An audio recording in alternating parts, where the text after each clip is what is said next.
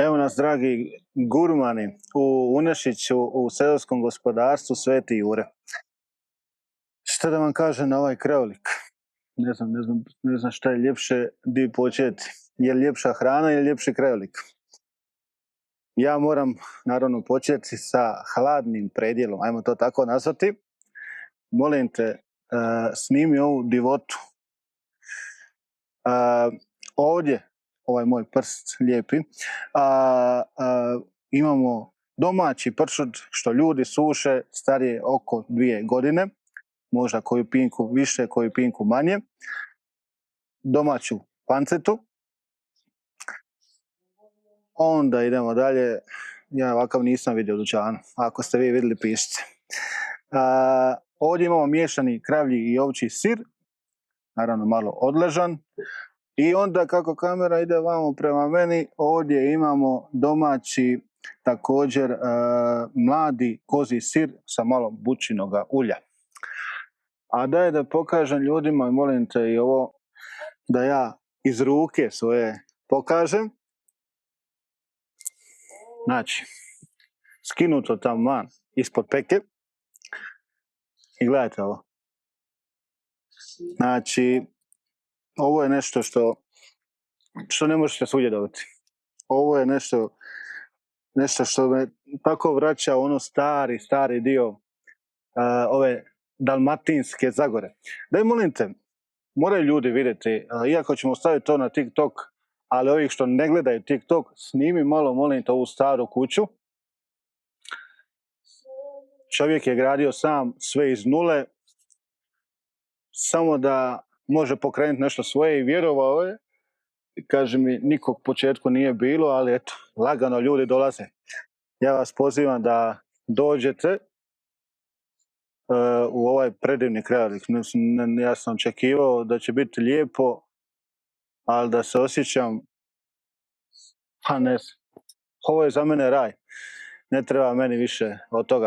Sad, nećemo nožem, nego ćemo onako po starinski, lijepo ovako. Početi sa kruvom, pa ćemo onda ovako ovdje i onda početi sa finim pršutom i to ćemo isto po starinski. Ljudi moji, kakav miris sušenja drveta, onoga finoga mesa, kako to, kad ga pomirišite imate osjećaj kao da je već u ustima i da ga žvačete. Znači, to je nešto izvanredno. Nećemo se praviti velika gospoda, moram vam odmah reći, jer želim da se osjećam kao nekad naši stari. Ovi u Dalmaciji, u Zagori. To želim da osjetim to. I vjerujte mi, u ovakvom ambijentu da osjećam već. Ajmo mi osjetiti kakav je pršut.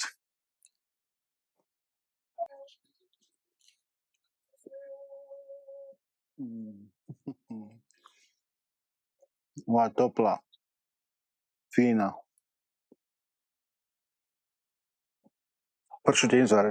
Pršut je izvanredna. Konačno da mogu pojesti suhi pršut. Znači, sve što kupuje u dućanima niti je dosušeno kako treba, niti ima okusa, niti mirisa. Samo osjetite slanoću. Pogotovo kad ga ostavite 2-3 dana u frižideru, samo sol se osjeti, ništa drugo. Ali ovdje, tu lijepu suhoću, to lijepo dimljenje i meso koje je kvalitetno.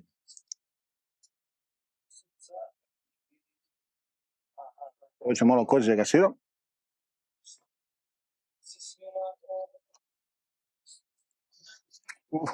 Kako dobro ide ovo bućino ulje.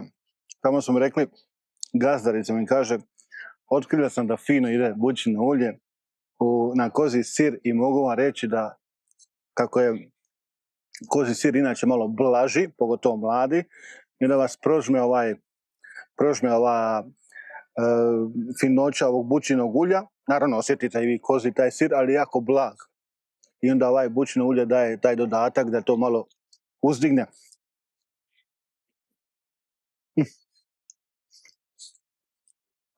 Gledajte, karirani solnjaci, ribni okoliš i domaća jela. treba šta dalje reći, jer to postoji bolji poziv od toga da dođete ovdje. Sad ću vama reći kako da dođete ovdje. Biće naravno i u opisu videa ili dole u komentaru broj telefona ovoga seljačkog gospodarstva, to je seljačko domaćinstvo Sveti Jure. Možete ovdje doći na način da se najavite, otprilike broj ljudi koliko će doći, oni za vas spreme, to jest vi se dogovorite što ćete jesti i oni za vas spreme ova fina jela.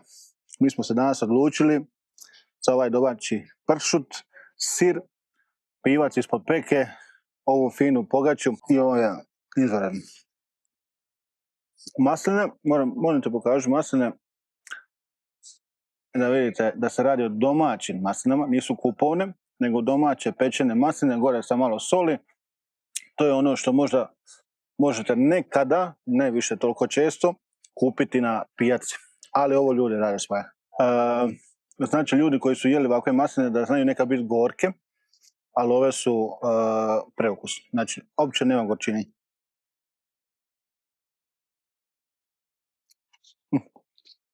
Ovo mi nekad baba kupovala i jela se prava domaća maslina, ove što kupujemo na to veze sa ovim.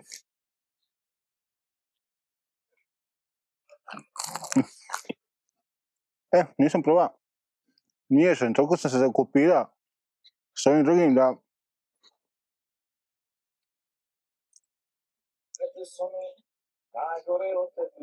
Još je domaći sir. Iz ovih krajeva.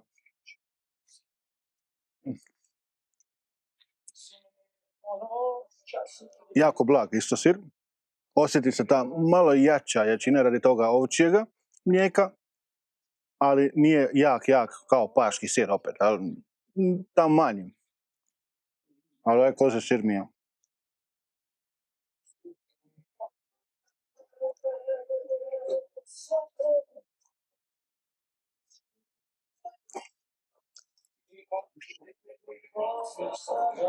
Imamo mi ovdje fine fritule, kao dolazak, kao,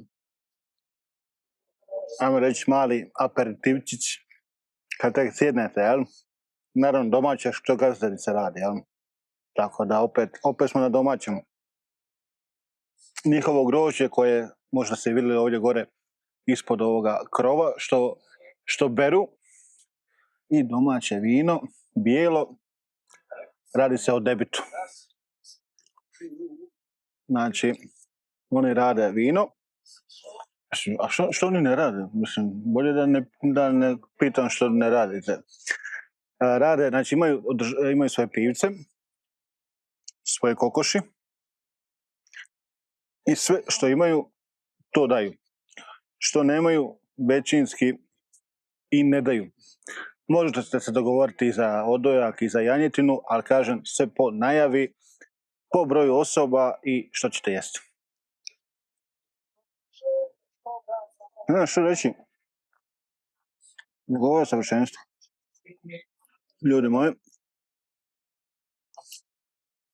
miriše na zavičaj. Jako pitko vino. Jako fino. Pitat ću gazdu sada da li mogu ja ostati za uvijek ovdje, toliko mi se sviđa. I na ovoj hrani živjeti, ne treba mi više ništa u životu. Pustimo šalu na stranu. Ljudi moji, ovo je savršenstvo. Ovo je toliko dobro da vam ne mogu opisati.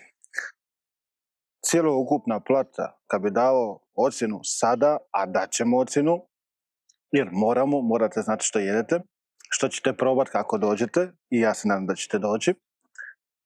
Ukupna plata 10. Zašto 10? Ja sam jako zna kamerman moj da ja ne želim davati desetke, jer stvarno mora biti savršenstvo, ali kad je domaći pršut, domaća panceta, domaći sir, domaće masline, znači u tančine se išlo, što bi se reklo da su i čak domaće i masline. I sve ovo na stolu što vidite domaće, osim naravno mineralne, to jedino ne radi. A ostalo je sve domaće.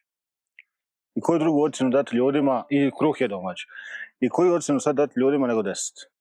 Mislim, samo za trud je 10, a za okus je onda i 20.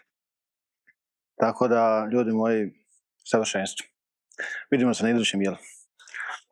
Prije nego što krenemo na ovo fino savršenstvo, kao što vidim, iako se najavio već šta je, domaća višnja, koliko sam čuo, 7 godina stara. 1, 2, 3, što bi rekli u kafiću. Ajmo mi, sad ćemo je vamo.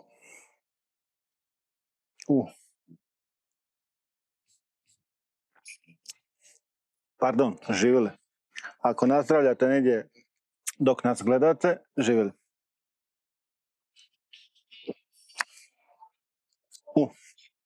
Meni osobno jačina taman.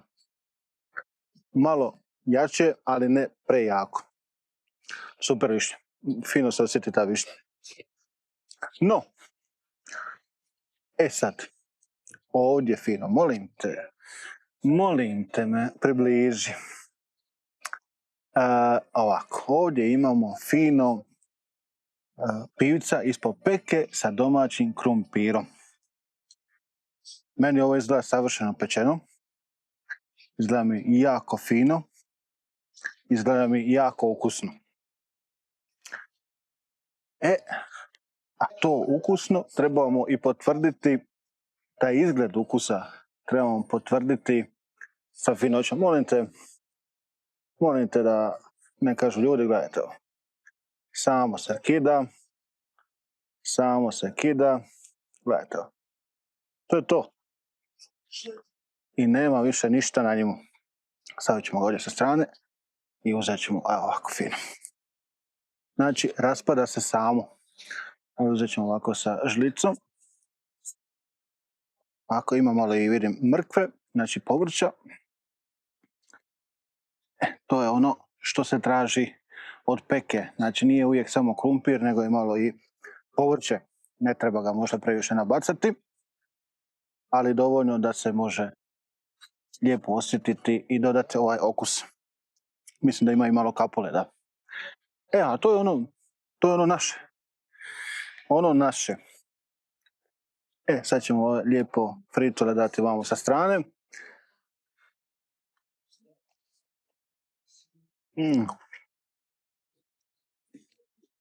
Domaći pomidori. Ako nisu domaći, onda su vrhunski. Ali mislim da jesu, jer iza ove konobe imaju vrt svoj. Ajmo sad vidjeti. Kako fino, domaće miriše. Miriše po domaćem.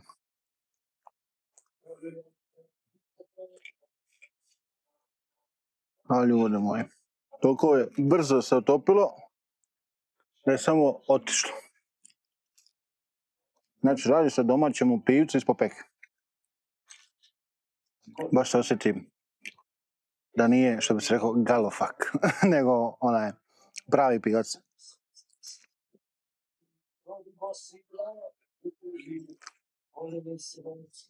Tako je fino zapečen i vidjeli ste sami kako se odvaja. Znači, ne treba vam ništa drugo reći.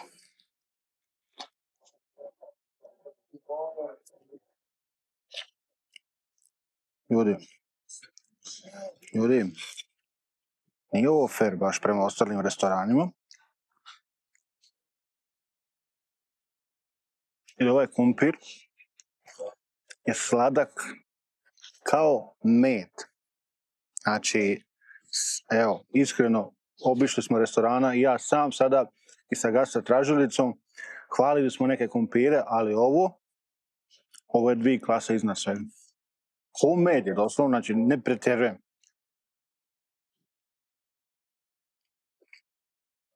Maknite meso, ostavite im kumpir sam, ne trebam više ništa. Oj, ne majko. Još u pozadini Oliver svira, ljudi moji. Im treba šta više.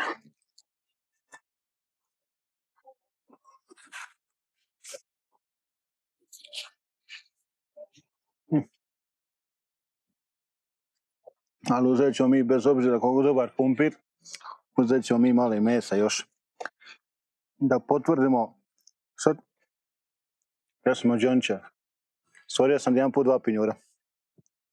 2 pinjura po Balkanu. 2 pinjura.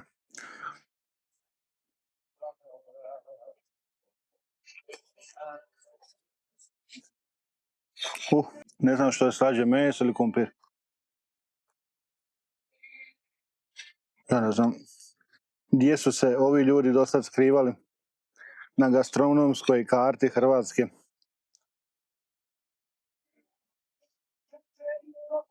Vjerojatno ne bi bio isti kvalitet da se to radi na veliki broj ljudi, ali ovako kako se radi po narudžbi, kažem, ne mora tu doći 40 ljudi, to čak oni ni ne traže. Dvoje, troje, tako je većinom sad zadnje vrijeme bilo prije nas. Znači, možete slobodno doći kao par, kao obitelj.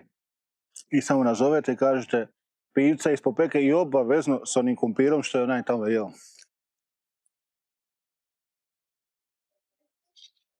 Ako ste ovdje u blizini, a i ako niste u blizini, ako idete prema ovom kraju, samo lagano, blago skrenete sa autoputa gore prema Unešiću i prije Kravanka krenete, dobar dan, ili bar dan prije, mi bi naručili to i to.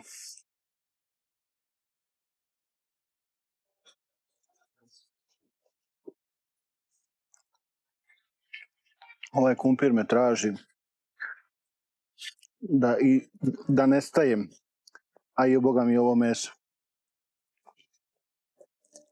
Moram biti iskren, nisam lud za pivce, ali mi ovaj je savršen.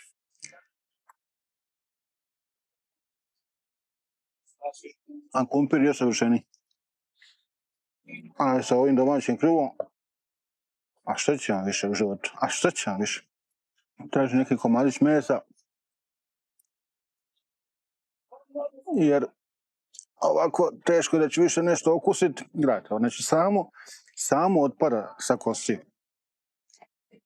Ovo što leti su ose, znači i one su odsjetile slatkoću.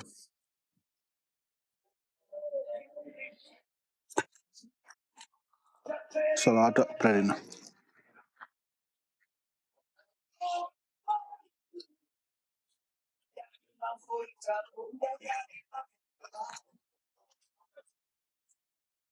A nemam što reći, ljudi moji, sad će ovo ispast možda koliko su te platili ovo. Ni jedne lipe ga nisu platili, čisto da znate. Nego mi čovjek došao i reka, dođi, pojest ćemo, popit ćemo. Onako, pravo dalmatinski. Sjedi, pojest ćemo, popit ćemo. Samo što ne bacimo na karte. Na briškulu. Kakve bele i one ostale. Ocjena ovoga, da ja previše ne dužim jer da nastavimo u istom tonu, bez kamere jesti. Ocjena, ako je ono 10, ovo je 25. Ljudi moji, 10 čista, meso se topi u ustima, kumpir je toliko fin, toliko sladak da ga ja u životu, neću reći u životu, ali u zadnje vrijeme nisam jeo boljega. Tako da, to da vam kažem, evo, ne znam, znači toliko je sve domaće, fino, da i ambijent mi je top, kao što već sam nagovještao i govorio. Čisto 10. Meso je izvrsno. Idemo nastaviti. Idemo se. Mi smo završili u danu, a pozdravljamo se u noći. Kao što sam rekao, meni there is nothing. A ovo je onaj pršut što smo i vi jeli. Ljudi moji, to je sve za večeras, za ovu emisiju. A mi se vidimo na nekom idućem lutanju pinjurom po Balkanu. Živjeli!